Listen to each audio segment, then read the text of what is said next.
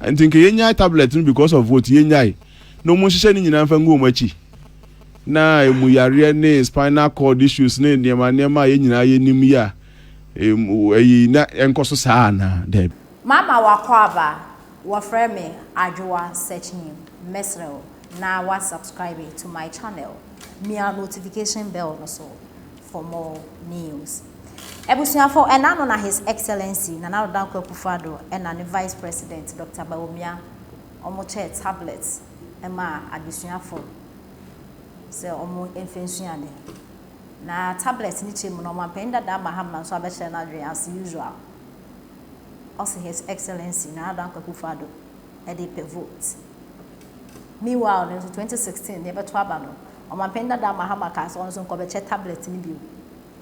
nti minim se nkonso di per vote dia no omapenda da mahama wo che kura ka bewe wo che ma the whole Ghana kura ka bewe what you say and his excellency watch a tablet in so no 2016 NPP for mu break it 18 because enyama his excellency be ye no anasa wa be ye no president be no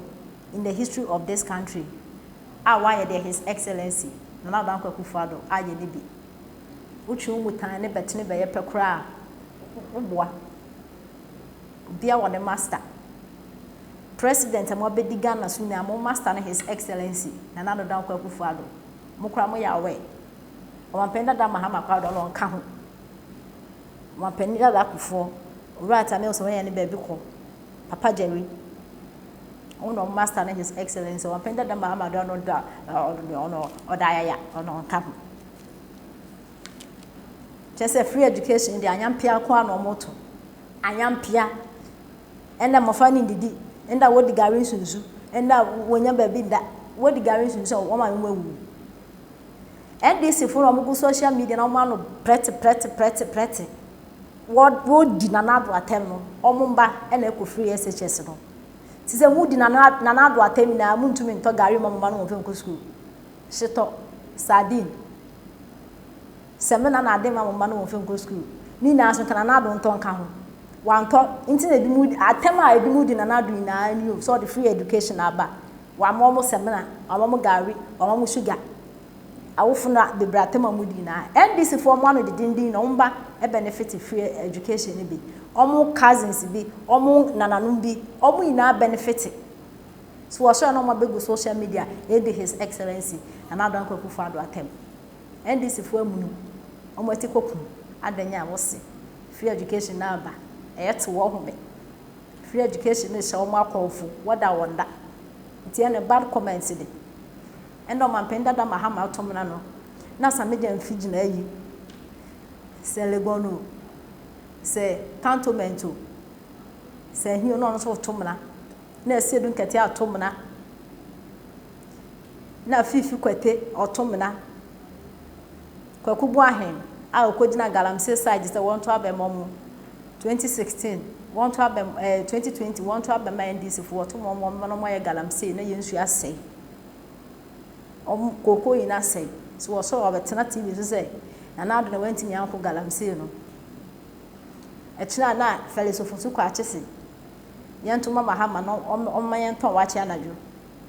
na hana bisiu sa wuma na de asa obeke bia yanseni na hana bisiu de betwem awodo me asi ni we do 27 hours 24 hours and some NDC for Kenya chese wo moto ma assistant wo bepe Ghana for mu yesterday na Ghana ni na okase na chese aha nti tablet na his excellency na Dankwa Akufo-Addo chair na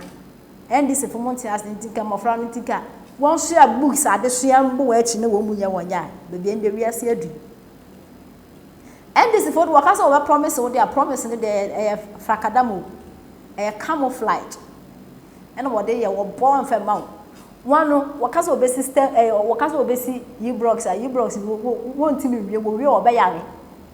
mahama kaso start project na we papa me donya me obeyare obe NDC fu wo start project na we ni 100% obeyare o sagleme omo ntimi awie Bcos omo awie Commander Sugar Factory what discuss ko se ma anwe ni sisi ho mention them. Miss NDC for akwan wode agu green book ni so oboa green book na kwan ba kumpo ekwan e wo mi na ba kumpo ni wo ehwe wiase ba exist bia omo ye no huhum na ye ntimeje ndc fuche se mesi ade bia no wo ye wo wie yo mesi wo start project no wo wie obeyare wo bewu ye ntie reply abranti e de aman omapenda da mahama e wa brode ensem e be sudwa e fa tablet no ho flag bearer ne kwan so de niam bibiri kekasi ani na odi chusi ne running mate nti yes mo betimi de ne amonso mo pe aba takrade for so mo pe we say but munye ready mo manage mo expectations bio mo manage mo expectations na ankoba say edin bi aba anye ne ayen adwadifo ana yen takrade fo ana yen ebia sunyane fo ana tamalefo yen yesi yepe nti saa de a yenya ne yepe de a yebekọ ni biara da bi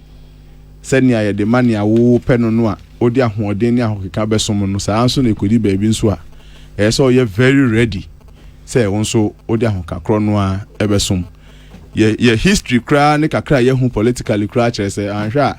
na won mu din woso bebi ni kra mpo no ya mu bi adin esi ye nimdin a na wo wosoro bi nkomo bi atwam afi bi atwam a ewi ase na the names that came were very gentle quiet people bi ayi mpo na bebrenu an susu omunti bibia ye possible ni amuse mu pe betimi abam saa nso na betimi abase bebo nipa foforo din. What I'm saying is that mo mfa ne say mo boa mo mankomo na ye de ba mo mfa ne say chinchina achi we ni epe ne mfa ne mra ya mfa na ma musuni mo ban besesa ye nya manyo sem sa so manage your expectations eno na meka afa sa we no so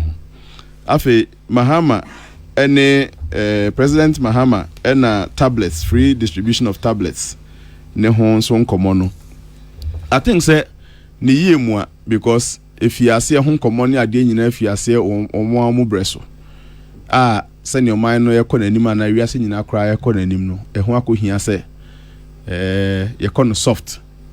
enti books a yebe pack egu bag mu bonkorachi emu yare no mu bo wani ade nyina no omo penso ne koba ase ne sade a yenhwe ne yemfa ne nyina ngu tablet so ana say somewhere soft so that on one tablet most of the textbooks are here ni nyina wo so ni ade politically nana yawo bia ni ho no mu a wo ya eni nsunsanso wo aban a wote akunya so in fact wo ya aban kra na opakunya so abetena kra nsem no a wo ka ni nyina no o de pe vote enti wo asem a wo ka no obeka ne yie se na ebe ya a session bi eni beje ho no wato aba ma for example President Mahama say teachers ne housing problem ni adi oba some number of housing units obesi ne almost every year soon as some who figure no I think over 5,000 or so housing units for me quite ambitious but who knows ebi on so dey per vote chese ni American said directly or indirectly ni obi aye bia ni MPP or dey per vote ni NDC or dey per vote nti o stand twa ho be ka jem say obi ye bibi dey per vote aya na me she dem as if say obi be she da aye bibi a or dey be say ni vote and on fan per vote but aya na yahwe botaya etechire no na eye common to all of us aye nyina ye nim say we na ye ka say me phone so me wo bible wo so me wo hymn book wo so me wo bibia wo so o bope mefa me phone maybe ye nyina ye beto ana ye bekan ana ye be bibi senkenye niema nyina begu phone so mana very simple amia anka me ko be anka me hia me hymn book me hia me bible me hia niema me hia nyanka hyehyɛ sia say me wofa kwaku baako me chia no bebi owo bia ohun ne files na ya odeba no sabi nanka tintin na adi and the Supreme Court rulings ni adi nyina o must scan ema aye portable kama ewo files so on the tablet a judge can refer to as many rulings and references our person here as much as possible enti eya depa na enya depa ne ya depa senkra bi ehu eje tablet ne bi no mu hweso no mbeto aba ma MPP a so be it and enya nkra na ebeje ni nyina so na bi a mbeto aba de ama MPP so be it and a tablet or no tablet ye we binum anko mbeto ma aba ma NDC dada and ye we binum so anko mbeto ma aba ma MPP dada but to make it look like and the entire essence of the entire program is for vote there. Nana Hona, maybe what problem with it? Most especially when it has been a program one so cry now you're interested in the discussion and everything had commenced even at your time. Mr. say yes, your political season 2024 no more near no about no more near pim corner there. But I am my ye as him here free politics in home. Menyesha say vote and the yes him here pie was a tablet here. Penny for home the gun the sika koto. Ye nyina ye support ya ebe my life I very simple am my students in anu nkuma no near the school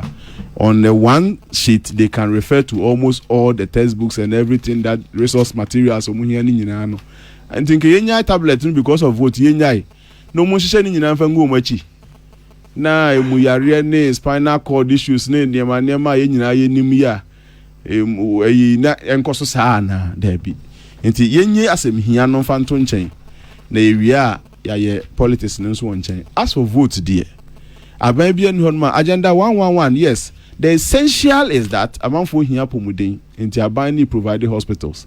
but district bi onya agenda 111 ni bia na ni age obehwe ho say bia o na wa ya ade into enemy to aba ma de adawase no, yeah, that is also there.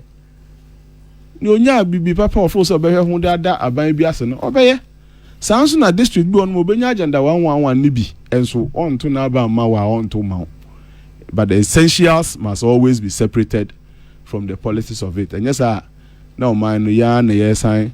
ya so ye ho akobo ye ho e ofe ya se ya na de ho ko na ya de ho aba as if say ye nya bibia ehia ye only things that will give us votes. Ni ehia no na ye na enam so ma obi ahwe ho ama vote. In fact, we are ban na ye bibia ehun hia